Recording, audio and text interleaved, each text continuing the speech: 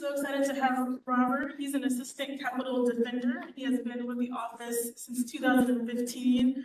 Prior to that, he was an assistant public defender in Mecklenburg County. And prior to that, he was with the Equal Justice Initiative in Montgomery, Alabama. Jenny is a mitigation specialist. She is based in Spring Hope in Nash County, North Carolina. She works on capital, non-capital homicide cases, including Miller cases. She has worked with her husband, Terry, in his law office for over 20 years, mainly on murder cases. But when their kids flew the nest, she then started working, I apologize, but it says, once there's two children flew the nest, she then trained under Annette Shepherd and Deborah Gray and began working as a mitigation specialist in 2008. She works with defendants from all over the state. We love doing this work, and I think it's excited to talk to you about her role in this.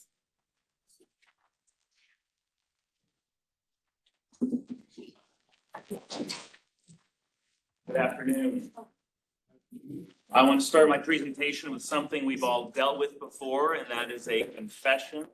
I confess that I have conducted exactly one Miller hearing. I further confess that it was in 2014, and finally I confess that I lost. I do not know which attorneys the CLE organizers talked to before putting me up here, but this is what we've got. I will tell you that my work as an assistant capital defender, I think, is appropriate for this presentation because all of you need to be treating your case like it is a capital case. We're talking about your client's life before he's had the chance to live it. And what that means, first of all, is that you are well, let me say this. Capital cases are different and are distinct from juvenile resentencing hearings in important ways. One, you've got a judge instead of 12 jurors. Two, the statute is different. The statute for juvenile sentencing hearings involves only mitigating factors. It does not talk about aggravating and mitigating factors. And of course, there's a huge body of capital case law, less so juvenile sentencing hearings. But even though those differences exist, your work is the same. Your work in preparing and investigating for a sentencing hearing in a juvenile murder case is exactly the same as you need to do for a capital case. I understand that there's a broad spectrum of experience in the room, so some of you are capital practitioners and have been for decades, but from the numbers that I saw, more of you have been handling murder cases for less than 5 years, okay? I hope that all of you are going to get something from what I have to share and what Jenny has to share. But admittedly, a lot of this is going to be basic stuff about how to investigate, prepare, and present a mitigation case. First, if you get a first-degree murder case, you must hire. My position would be you cannot be effective if you do not have a mitigation specialist, and if you do not have a mental health professional versed in adolescent brain psychology. That has been discussed by Kelly and others, so I won't go too far into it, but you cannot effectively represent your child without those two folks. Of course, you're going to have a fact investigator, and you all know how to use a fact investigator. I don't know how many of you have used a mitigation specialist before, but that person is very different. Jenny's going to tell you what she does. Briefly, that person is going to spend a lot of time with your client.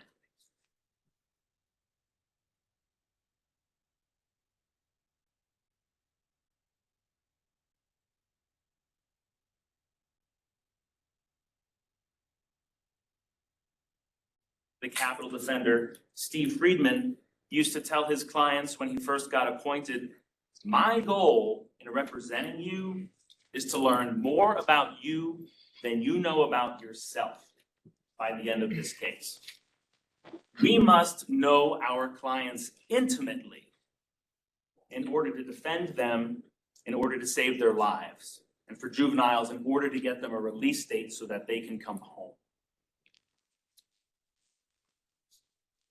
And I do want to briefly on the mental health professional, second Kelly's point from earlier.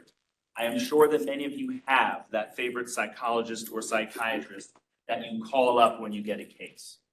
I urge you to at least think about resisting that impulse, right, at first, because dealing with a 14-year-old or a 15-year-old and the issues that they present is different than most of the capital cases that we deal with. One more general point about hearings. You need to be telling a story. The state has a really easy story to tell. It's the crime. And they're going to repeat it over and over again. And they're going to share every grisly detail that they can about the crime. Your story is not the crime. I hope you all know that, right? Unless your client is innocent, and if you find yourself in a sentencing hearing, 12 folks didn't think that he was innocent, you need to be telling a different story. The good news is, if you have your mitigation specialist, you have your mental health professional, you have what other experts you decide are relevant to your case, you're going to have a compelling story to tell. And that's what you need to present. It's a story of mitigation and a story of redemption. Okay, it's a CLE, so we got to talk about law. Roper versus Simmons. Simmons is important. This is the first case that says that the death penalty is unconstitutional for people under 18. Justice Kennedy gave 3 primary differences between adults and kids, which are rehashed in all of the cases that discuss juvenile sentencing hearings. And these are the things that you need to tailor your evidence to. First, lack of maturity and underdeveloped sense of responsibility. Second, juveniles are more susceptible to outside influences, including peer pressure. And third, the character of the juvenile is not well formed. As you investigate your case, match your evidence, match what you have learned to these criteria. We know that all kids under 18 are immature, and now the Constitution says so too, but perhaps your kid is exceptionally immature. This is what Terry Alford always says to do: turn your bad facts into your good facts. If you get your school records and your kid spent more time in the vice principal's office than the classroom, maybe your kid is exceptionally immature. This is exactly who we're talking about, right? This is what they need to know. If your client was part of a group that committed a crime, you've got outside influences, peer pressure. These are the factors that you need to be showing to the judge. Next case is Graham versus Florida. Briefly, says the juvenile cannot get life without parole for a non-homicide. Then Miller versus Alabama. This is why we're here. Mandatory life without parole is unconstitutional, even for juveniles convicted of murder. A short story. I was a fellow at the Equal Justice Initiative in Alabama from 2006 to 2008. And I was there when the lawyers at EJI were reviewing the country and finding the 13-year-old and 14-year-old cases that they were going to file these motions in. They weren't Miller motions then. Miller was just one of our clients. We were calling them CDIP at the time, children sentenced to die in prison. That was part of our telling a story. You need to let the judge know exactly what we're talking about. It's not life without parole. This child is going to die in prison. And so we're in the room and they're talking about, where are we going to file these cases? And they were choosing 13 and 14-year-olds, obviously because it was more sympathetic. There also only happened to be like 70 of them across the country. If you go back and look, the question presented in Miller versus Alabama was whether or not the 8th Amendment forbids life without parole for 14-year-old or under. And so the court actually expanded it as a result of the argument. But me, I thought I was real smart. My other recent law school grads thought we were really smart and said, this is a loser. These cases are going nowhere. Simmons didn't talk about life without parole. Simmons was about the death penalty. And individualized sentencing in 8th Amendment jurisprudence was only about the death penalty. It hadn't been expanded to other sentences. 6 years later, Brian won that argument at the Supreme Court. So why do I tell that story? First, to name drop. Secondly, Secondly, to remind you, as I have to constantly remind myself, and I imagine those of you who handle these cases, capital murder cases, they're terrible. And it can seem pretty hopeless sometimes. And it can seem like the outside the box argument or motion isn't worth our time. I can guarantee you one thing. The motion that you do not file, the argument that you do not make, your client will lose that issue every time. Okay? It's hard, but we have to remember and remind ourselves. You have to imagine for the sake of your client that you can win the argument. And that is what Miller versus Alabama was about. There are folks home now with their families who were told when they were teenagers that they were going to die in prison. Montgomery versus Louisiana said that Miller is retroactive. This is what led to lots of resentencing hearings, right? Any juvenile who had gotten life without parole got a resentencing hearing. Some of, maybe they're still around, maybe some of you still have them. Essentially, it's de novo sentencing hearing. And because we are defenders, it can't be all good news. Jones versus Mississippi, note the year 2021, so there'd been some change in the court since Montgomery in 2016. Jones says that the United States Constitution does not require a specific fact finding of permanent incorrigibility before life without parole can be imposed. Now, the news is not all bad because the court specifically stated that it was not precluding the states from forming their own rules related to sentencing juveniles convicted of murder. And that's exactly what you all have to argue, that our legislature did in passing the statute and that our courts have done in interpreting that statute. So let's talk about that. Here's the statute. There's actually also C and D, which goes through the mitigating circumstances. But essentially, a juvenile gets a hearing if they're convicted of first-degree murder. And the court shall conduct a hearing to determine whether the defendant should be sentenced to life without parole or a lesser sentence of life with parole, which we now know means the sentence will be reviewed after 25 years.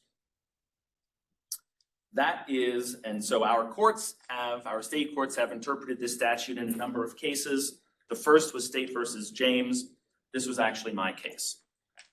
It was a resentencing in 2014. It was a 2006 crime, 2010, I think, trial. Trial attorney passed away. Miller came down, and then I got the resentencing hearing. As I said, I lost in my defense. I shouldn't have lost. I know as defense attorneys, we like to blame the judge a lot. However, when there's only one question and it's in the discretion of the court, I think it's fair to blame the judge. Evidence and argument took almost 3 days. We called a psychologist, a social worker, my client's sister, a former Taekwondo instructor that let my client live with him for a few weeks. And I don't love to do this, but we actually did call our mitigation specialist as well. And the reason for that was she was going to be the easiest way to get in all of the records that we had collected.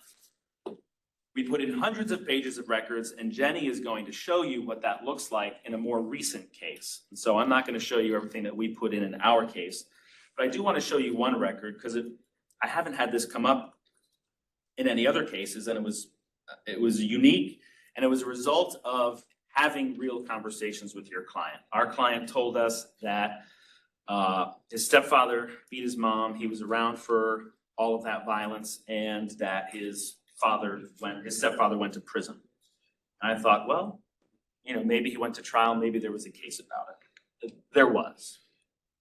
And this was the appellate case in Virginia, and I couldn't figure out how to highlight this. I'm not that technological, but in the middle of the page, this is the appellate court saying, upon entry, defendant was confronted by James's 9-year-old son, my client, armed with a stick in an effort to protect her. Defendant took the stick from the child, assuring him, I'm not going to hurt your mother. Of course, we know he went on to do just that. This is a result of having those hard conversations with your client, learning what you need to learn, and then finding the documents to prove it. And I thought, you know, Superior Court judges don't like a lot of things, but they will read an appellate case.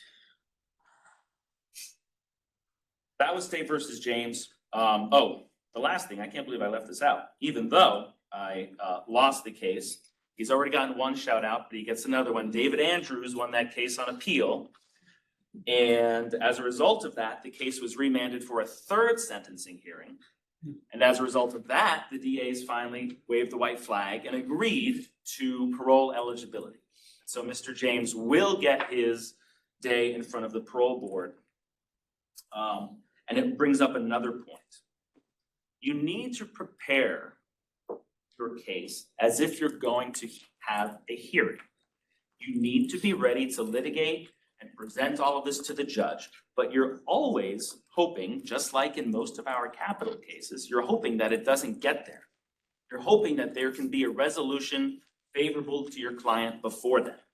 So investigate, prepare, make your evidence fit the law, and then sit down with the district attorney and convince them to agree to parole eligibility.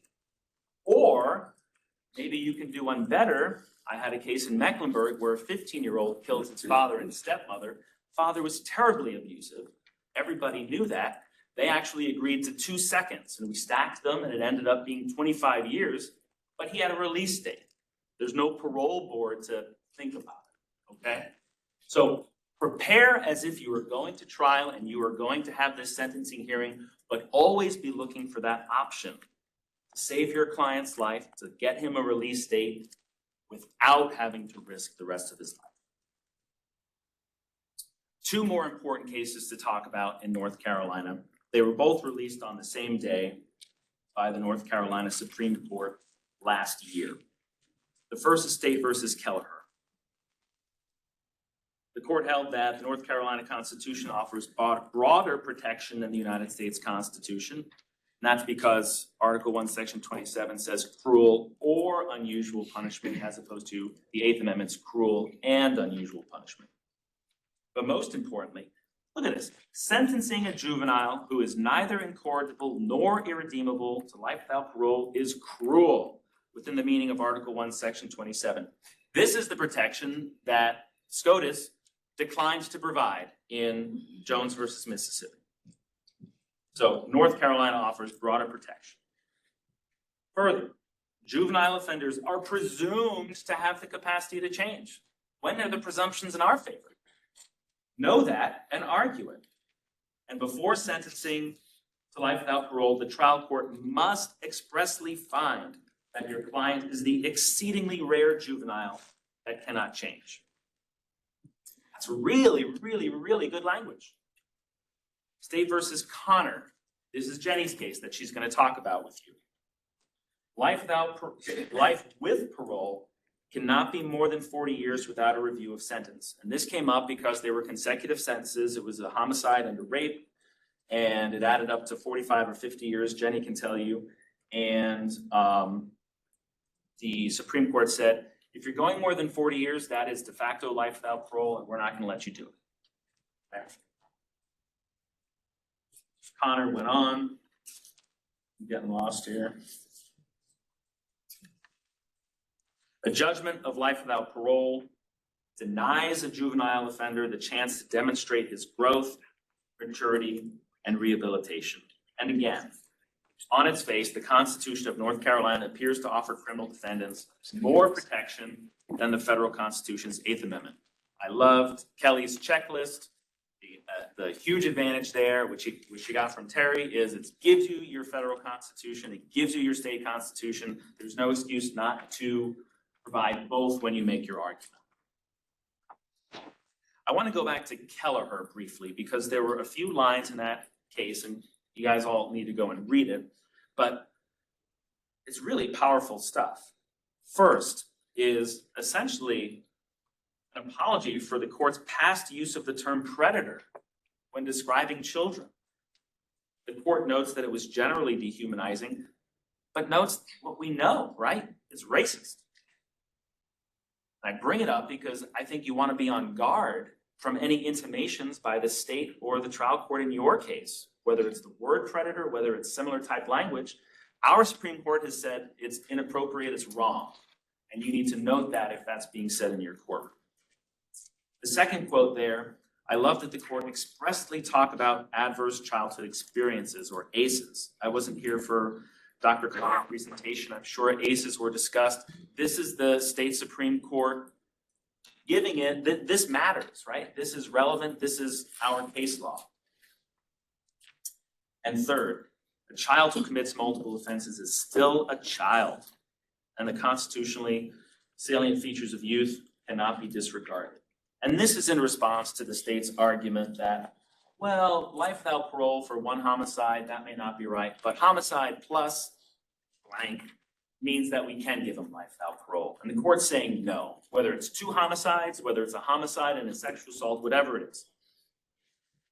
To this language, I want to add a twist as well, right? And I think that you also want to be arguing that the heinousness of the crime is not constitutionally relevant in the sentencing of a juvenile. That's what they argued in my case. It was a bad crime, and the DA didn't have much to say other than this was a bad crime. I point to other cases that the United States Supreme Court has granted relief in. Several juvenile murder cases where the court granted relief. In Eddings versus Oklahoma, that involved a 16-year-old who killed a state trooper with a shotgun, and during his interrogation, he said he wished he could have killed more officers. Roper versus Simmons was a 17-year-old who abducted a woman from her home, bound her with duct tape and electrical cord, and threw her over a bridge into a river. And Miller versus Alabama involved a 14-year-old who took a baseball bat, told the victim that he was God and take his life. That's exactly what he did. And then he went back to the crime and burned it. All heinous, terrible crimes. And the court granted relief in all of them. So you want to argue, I think, that the heinousness of the crime is not constitutionally relevant in a juvenile sentencing. And if you can, sit down and talk with your mental health professional about this before they testify. And see if he or she is willing to also talk about how what happened on that day in that room, in that house, is psychologically totally irrelevant to whether or not your client is redeemable or incorrigible. Okay. So what do you do as a result of Connor and Kelleher? There has been no legislative response so far, meaning that in the scenario where the trial court wants to hand down consecutive sentences greater than 40 years, there's nothing other than the case law preventing it, right? When Miller was passed, there was a Miller fix statute within weeks. There hasn't been a Connor Kelleher fix passed by the legislature. So, and there's nothing in structured sentencing that talks about parole review. So object, right? Object to consecutive sentences that add up to more than 40 years. If you can get the judge to agree that it's unconstitutional now and get the judge to make sure that the sentences are less than 40 years, that's a win for your client because your client gets that release date, or your client gets that review date, I should say. Objects to any sentence of life without parole, both facially and as applied to your client. Objects to any sentence of life without parole without legal findings that your client is incorrigible or irredeemable, citing Connor and citing Kelleher. Objects to any legal finding that suggests that they are incorrigible or irredeemable, as unsupported by the evidence that you will have collected and presented. And that's the evidence that Jenny's going to talk to you about in 1 minute. A couple of juvenile sentencing quirks, which I included because the organizers had a slide about this. I don't do juvenile stuff, so I'll just say, I believe that is correct. I want to make one last point, and this is. I'm sorry. Go back. Yeah. Go back. This is. That is correct. Mhm. That's correct. Oh, that's fucked up, bro. You do not have to count. Okay, we can talk about In that. juvenile. DLH held the time in detention does not count to time in detention into youth development center.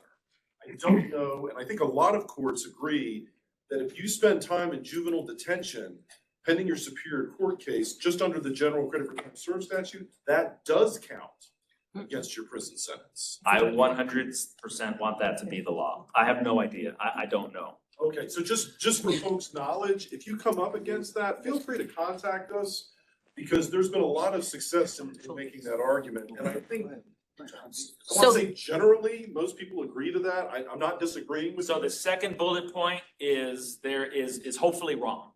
And contact not. the juvenile defender. It is Yeah, not. here.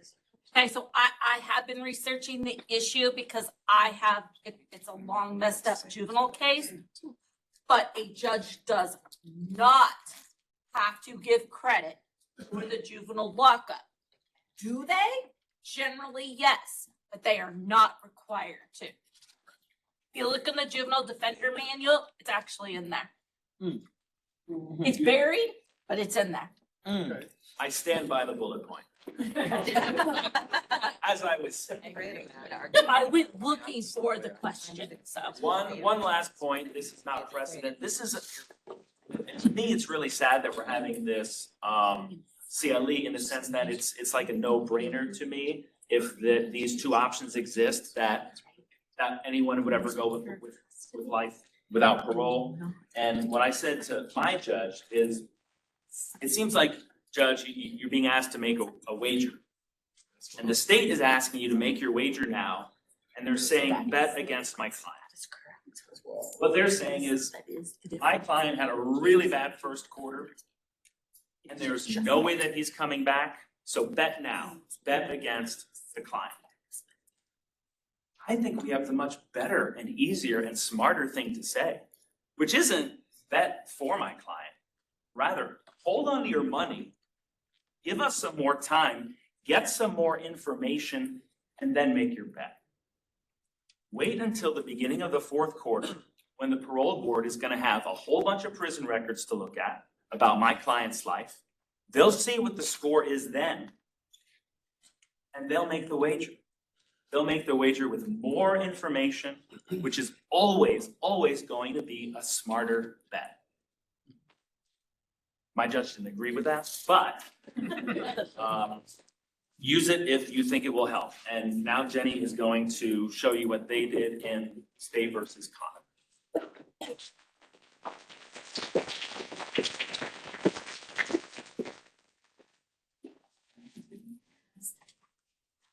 It's like the next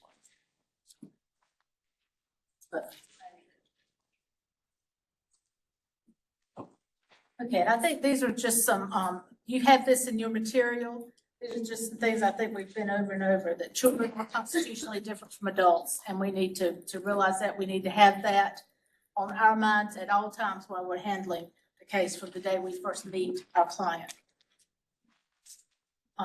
A judge or jury must have the opportunity to consider mitigating circumstances before imposing the harshest possible penalty for juveniles. Again, that's exactly like what we do in capital cases. And let me see, raise of hands. How many of you have taken a capital murder case all the way through sentencing?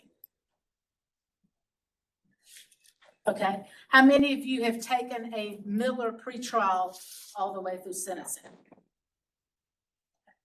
How many of you have worked with a mitigation specialist before?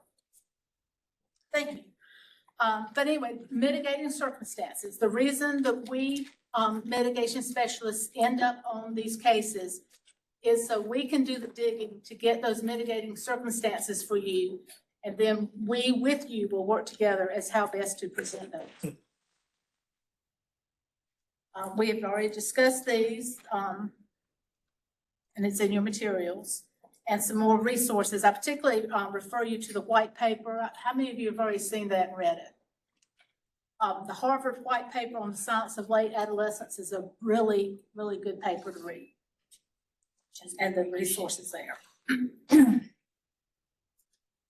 Okay, beyond Miller, again, this is in your materials and you can look, it's just kind of a rehash of some of the things we've already talked about. Sentencing hearing, this is where I want to get to. There's really no difference in what I do as a mitigation specialist if I'm investigating a first-degree capital murder or if I'm investigating for a Miller. Main thing I'm doing is getting the records and meeting the witnesses. The one good thing with the Miller is that the records and the witnesses are more likely to still be available. And I have a client right now who is 85 years old. I can't find a lot of his records. I can't find his school records. Imagine that. But with our Miller clients, they're usually there, and it's good to go ahead and start grabbing those pretty quickly. So you do need a mitigation specialist ASAP. The other difference is that the funding does come from the local judge. Now, as you're hearing, we're hoping that's going to be changing at sometime in the future, but right now, you'll have to go to the local judge and get the Form 309 completed to get a mitigation specialist or any other expert. What mitigation specialists do is we gather records. You've heard that several times today. Just as important, we interview family members, we interview other significant people. As a matter of fact, when I was being trained, I was told that my job is to meet and speak with every person this client has ever met and dealt with, and to find every piece of paper that was created by him or about him. I haven't had a case yet where I completely got there, but on some of them we get pretty close. I visit the defendant regularly. That's an important thing for the mitigation specialist to do. I don't find out the things I need to know from my client the first time I meet. It takes a lot of time. Most of them are not really good on trust, and it takes a long time for them to understand that they can trust me. I then start working on compiling a social history of the defendant. Usually my attorneys get an early draft, and then as I keep getting more, we get a more specific and more in-depth one. And I also start compiling proof of statutory mitigating factors. I start making a list of I look at the statutory ones, and I start making non-statutory ones, and start making a chart of what exhibits and what witnesses can be used to help with proving each one of those. And at this point, I want to read a quote to you that I think kind of puts in perspective what we do. And this is from an article that actually circulated on the internet in the last few days. Mitigation specialists force us to ask, when we look at the face of someone who has done a great wrong and stare into the void of what we do not know, do you see a monster or a soul in torment? And that's true even of our 14, 15, 16-year-olds. So that's our job, is to make this person real to whoever it is that's going to be considering his fate. What we need from attorneys, get us on the case as soon as possible. And if possible, and I'm going to kind of take issue with what Kelly said earlier, if possible, wait to hire a mental health expert until the mitigation specialist has had a chance to get some records. In this day and time, if I'm on the case and I get a waiver, I can have school records in a couple of days with the way electronic comes in. And I've got a case right now that every time I pick up that file, I wish I had, I know another mental health expert that would have been so much better for the case. And we didn't know that until I got the record. So that's just something to think about. Y'all know, you know who you work with, and it's your decision to make, but just think about that. If you get your mitigation specialist in there and pull a few records, it might help you to pick the right mental health expert. Next thing, attorneys, please keep us informed. I work with excellent attorneys, and if there's going to be a court date, they let me know. I don't go to the court dates, but I usually make sure that the parents know to be there. I go to some of them if it's going to be something relevant, or if I know that there's some people going to show up that I might need to interview, I do go to some. But it's good for me to know that this court date's going on. Keep me informed of what's going on. And most of us have team meetings, and that's just good to do, to get together, see where I am on the case, see where they are on the case. And then keep your mitigation specialist funded. Sometimes that's the hardest part. It's just for, to take that time to send in that extra 309, especially when it's a Miller case and you have to deal with finding a judge. But yeah, just keep your mitigation specialists, and that goes for any experts. Keep them funded and remind them to keep you informed so they don't run out of money. Also, there's another thing that happens a lot. I hear some mitigation specialists have a concern about this. A lot of the records that we need require orders rather than just waivers. I can get a lot of stuff with waivers, but there are things I need with orders, and that again falls back on you. The mitigation specialist can say, please make sure you get me orders for this, this, and this. And they need to move pretty quickly because a lot of those records take some time to get.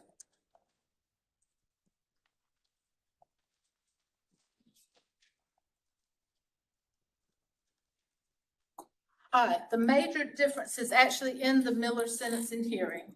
And you've heard some of this today, but the judge decides the sentence, not the jury. So if you're going through the full case, the jury's going to decide guilt or innocence, but then it's going to fall back on the judge to make the sentence. Well, and because of that, as a mitigation specialist, for a while, I was kind of concerned about that with my first Miller case because I thought the judge is going to be looking for different things. But, you know, to be honest, the judge is human too. And so really, it's the same. We have to just humanize this client so that the judge realizes this client needs a chance at some point in himself to do the work and to have a chance to get out in 25 years.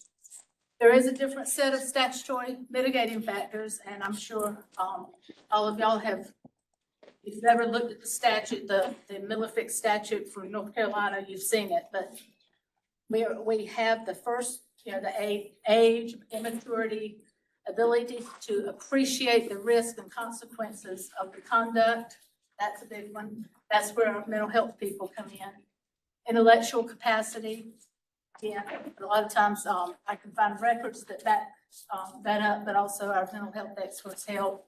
A prior record, mental health, peer pressure, the likelihood that the defendant would benefit from rehabilitation and confinement, and then that wonderful number 9, any other ones, and that's where we can just come up with lots of others.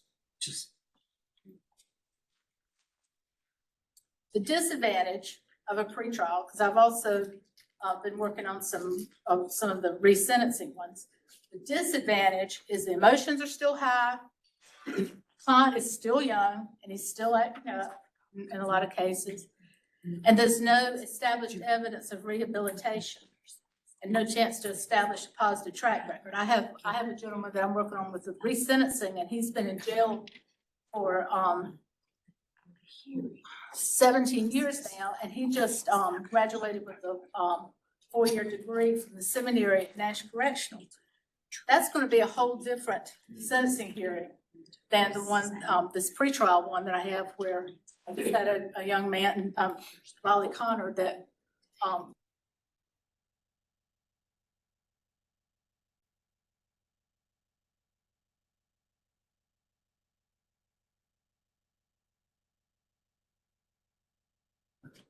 that's the big thing. We want hope. It's not a guarantee. He'll still need to do the work. And I think that's important for us to remind the judge when he's doing this. He's not giving him a get out of jail free card.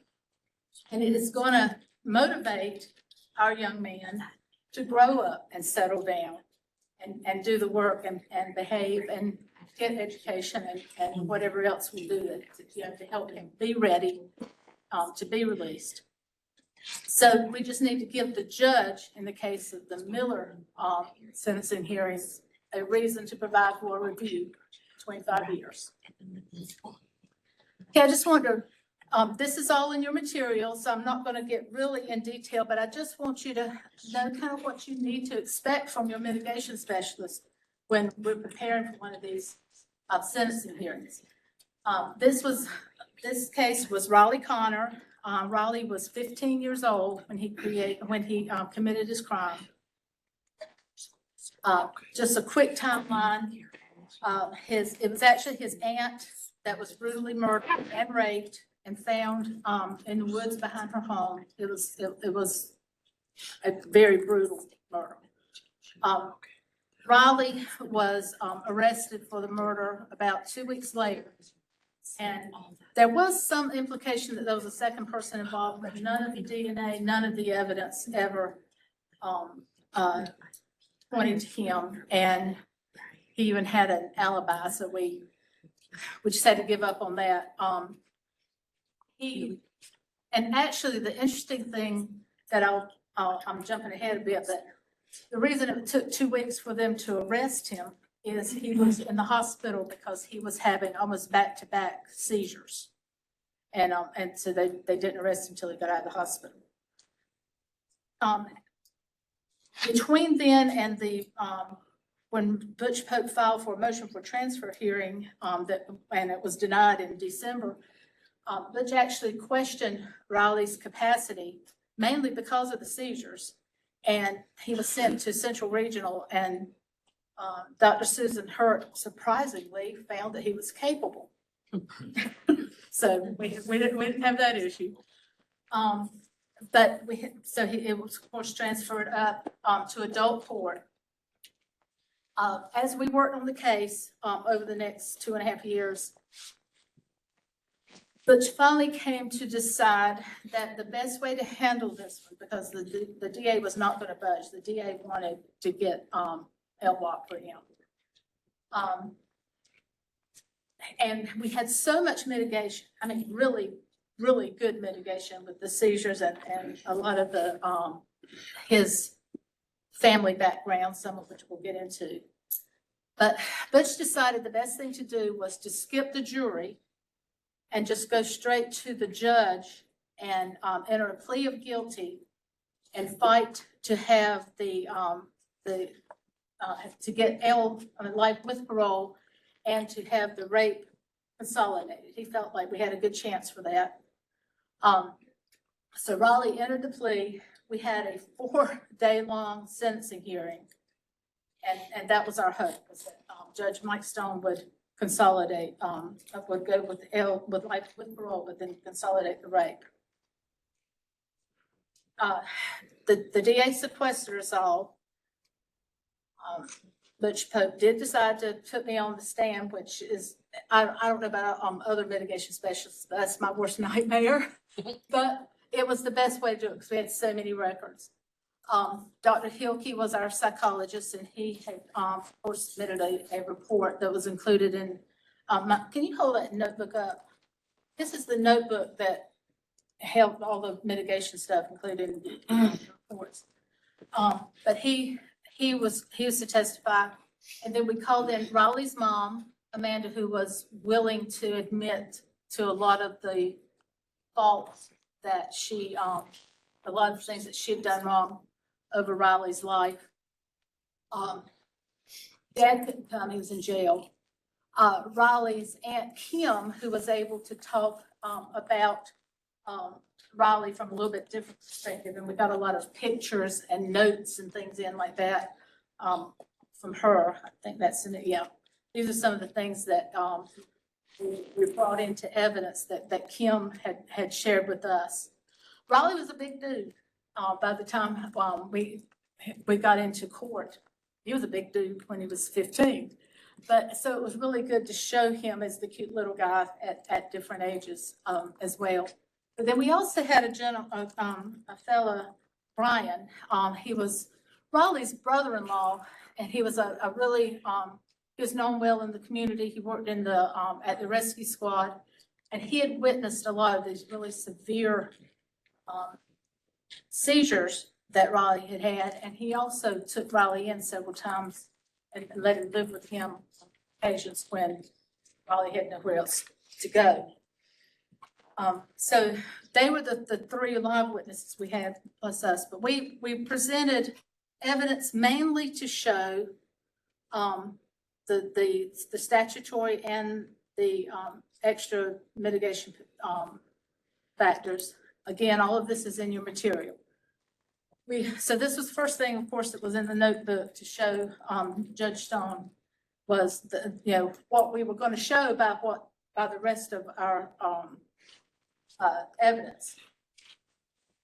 And then I had exhibits, and with each exhibit, I kind of lined it up with what mitigating factor was, and we had different evidences to back up what I was what that mitigating factor was. For example, on this one, the ability to appreciate the risk and consequences of conduct.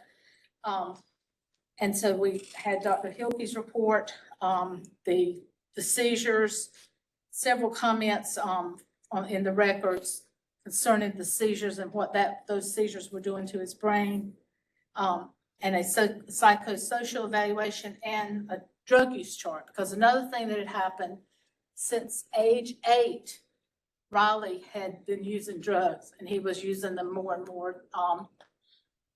His dad, there was actually the road where this happened was populated by his dad's family, and when he went and hung out down there, it was just free for all. Whatever he wanted to, whatever drugs he wanted to use, he could get hold of them easily and use them whenever he wanted to, whatever age.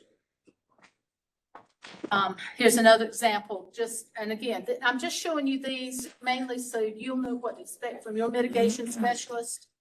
And of course, always, if any of them ever want to contact me, I'd be glad to talk to them. But the way I try to do these is like when there's a really good medical report, like this one from the South Carolina Health, then I showed the report, but then I would highlight and blow up the part that really mattered. So made sure that, it wasn't missed as to what needed to be done. One thing I worked really hard with Riley on, I had him complete it first. This is what I call a drug use chart. It's just, I asked him about every possible drug, and then there's always an other. And it amazes me, some of the others that I've been told over the years. But I had him complete it first, and then I went back and actually talked with him about it and asked him, in what circumstances, what made you do it, why'd you do it? And then we talked about the actual drug use within the month prior and within the few days before. And that was all documented in one of the sections of the notebook. Okay, I did a social history, and that was, of course, our first one under the non-statutory. Riley had a very unstable childhood, and I had a 11-page social history trying to show that. And I had some paperwork from other records to back that up. Did a timeline. This is why I ended up on staff for so long. I had done this timeline and I color-coded it. And I must have done something wrong to Butch the day before, because he made me go through this whole timeline 4 different times with every color. And luckily, Judge Stone, I don't know if have any of y'all ever been before Judge Stone? He's one of our Superior Court Yeah, judges. I had actually worked with him prior as when he was a defense attorney. I'd done some mitigation with him, but it was obvious the questions he would ask every now and then from the stand while I was on the stand, that he had read the whole notebook. He already knew these facts, but we were getting them in evidence for everybody. Riley had written a letter about remorse, so we included that in the mitigation report. And then we had to talk about, how do you predict the future? How do you predict the future when you've got this 16-year-old kid here? And except for the, once he got down to New Hanover, he started calming down a little bit, but still he didn't have a really good track record in the time that he had been in detention. So how do you predict it? And we just left that to the experts. We were able to show that a lot from Susan Hurt's report, believe it or not. She had not found that he was incapable of proceeding, but she talked a lot about his youth and immaturity and some of the things that he told her that showed just how immature he was.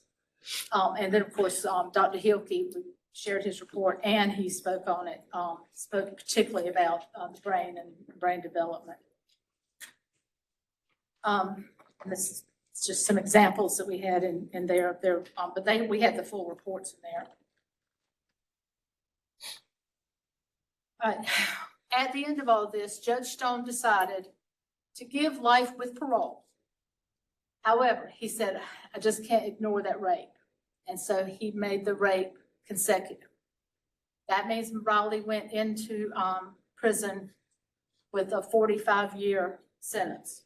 And, of course, that meant he'd be 60 when he got out. Then Kelleher and Connor came along.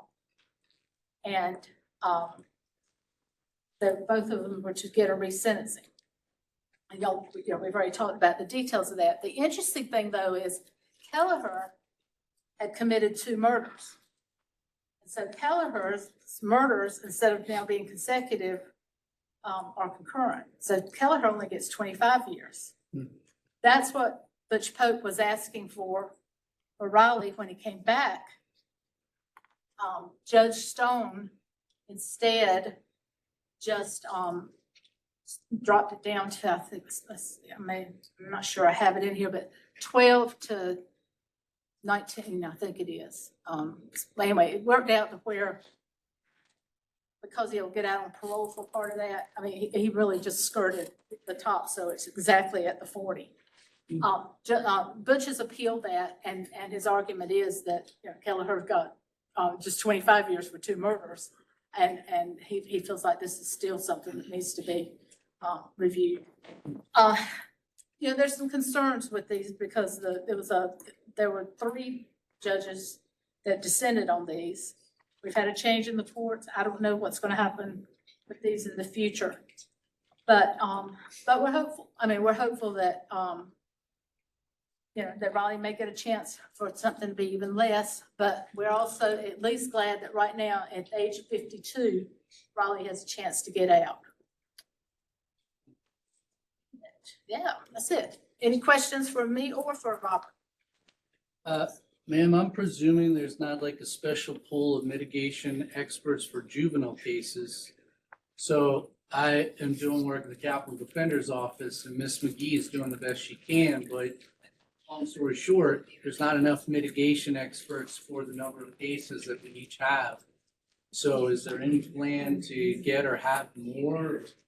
Any way to address that? Well, I don't know about getting more. I know it's. Repeat the question for everybody. Okay, yes, he was saying that he's spoken to Vicki McGee, who of course assigns mitigation specialists. And she's saying that she's doesn't really have enough mitigation people to go around.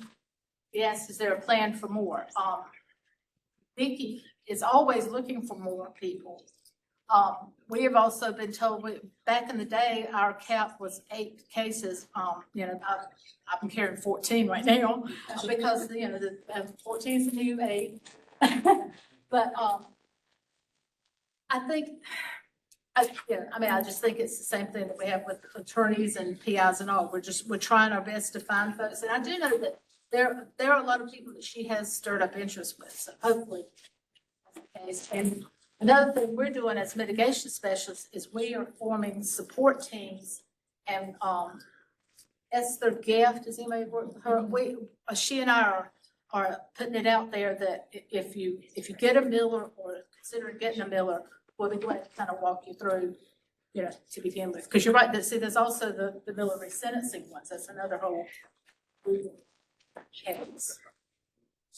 Any other questions? I have a suggestion. Whoever was speaking about finding mitigation specialists in the Middle District of North Carolina, in like Winston-Salem and that area down to Greensboro, probation officers who routinely have worked with federal courts, 2 at least are retiring in the next year, and I'm referring them all to Vicky. But that's a fertile ground, because that's all they do, is the kind of thing that Jenny does. So, maybe if you talk to any of those people who's to work, tell them to apply, because they're very good at what they do. Jerry, she was saying that probation officers, I'm sure probably juvenile court counselors that, you know, anybody like that would be good ones to train to do this. Okay, thank you.